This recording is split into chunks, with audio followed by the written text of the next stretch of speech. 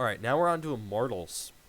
So players out include Insanity and Raze, which Raze isn't as big of a surprise because he really wasn't that good last split. He definitely needed to be replaced. That was a really good move by Immortals. I think the replacing of Insanity is kind of questionable. It's a bit questionable. I thought Insanity played really well. I think he's a really good prospect, and for him to be relegated, not even to academy, but to amateurs, to the amateur level, is insane to me. I thought he was a top 5 LCS mid laner last year. I thought he played incredibly well. So I don't know. That one's kind of weird, but they make up for it in their acquisitions. Bringing in Power of Evil, bringing in Wild Turtle. Give me a second real quick. Those are really good acquisitions. I think both of those players coming in have great synergy from FlyQuest. They really turned that franchise around in 2020. I thought PoE had a good year last year. I thought Turtle was the only bright spot on CLG. I thought CLG sucked besides that. So, all in all, I think they actually had a really good offseason. I think they were better than quite a few teams, which is why I put them third in my offseason ranking. There are a lot of questions, though, around this team. Number one, has Revenge improved over the offseason? This is a big one.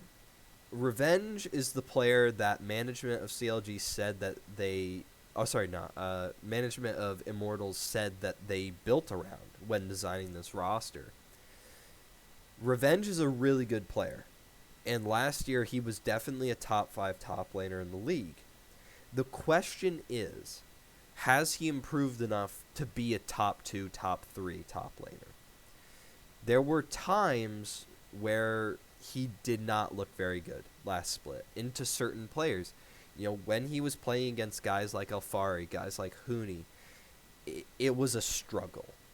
But he easily beat the lower tier top laners. So it's just whether or not he's taken that next step. If he has, then I think this team is set, just really, really good, like a contender.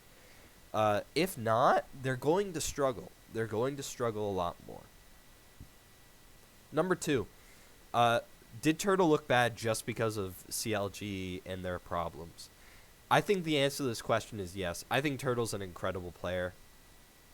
I remember I was watching a Cadril stream, and he was going through all of Turtle's portraits or profiles from the years past, and in every single picture he's smiling. The only photo where he isn't smiling is CLG. The CLG photo is the only one. He looks so depressed. And so to me, for someone that was always this likable face on FlyQuest, as a big FlyQuest fan, it was surprising to not see him smile in his photo.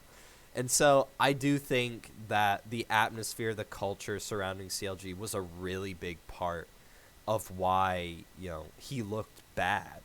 I think he looks a lot better on Immortals. I think this team, improves dramatically. I think with someone like Destiny as his support, they're going to soar to new heights.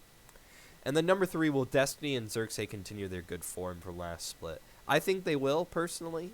They were really, really good last year on Immortals. Xerxes had his moments. Destiny was consistently great, despite having a atrociously bad ADC. I think they will continue it. I think this team will be really, really good. I think I think analysts that I've seen are really undervaluing Immortals.